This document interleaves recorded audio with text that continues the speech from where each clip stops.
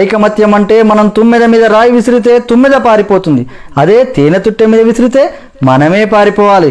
ఇద్దరూ కొట్టుకుంటే ఒక్కరే గెలుస్తారు, రాజీ పడితే ఇద్దరూ గెలుస్తారు. మెట్టల విలువ వేలలో కానీ వేసేది కాళ్ళకి, కుంకుమ విలువ రూపాయలలో కానీ పెట్టుకునేది నుదుటిపైన. విలువ ముఖ్యం కాదు, ఎక్కడ పెట్టుకుంటామనేది ముఖ్యము. ఉప్పులాగా కటువుగా మాట్లాడేవాడు నిజమైన మిత్రుడు, చక్కెరలాగా మాట్లాడి మోసగించేవాడు నీచుడు. ఉప్పులో ఎప్పుడూ పురుగులు పడ్డ దాఖలాలు లేవు, తీపిలో పురుగులు పడని రోజూ లేదు. ఏడుస్తూ ఈ లోకంలో అడుగెడుతావు, ఏడిపిస్తూ ఈ లోకాన్ని వదిలి వెళ్ళిపోతావు. రమ్మన్నా సన్మార్గంలోకి ఎవ్వరూ రారు, వద్దన్నా చెడు మార్గాన్నే ఎంచుకుంటారు.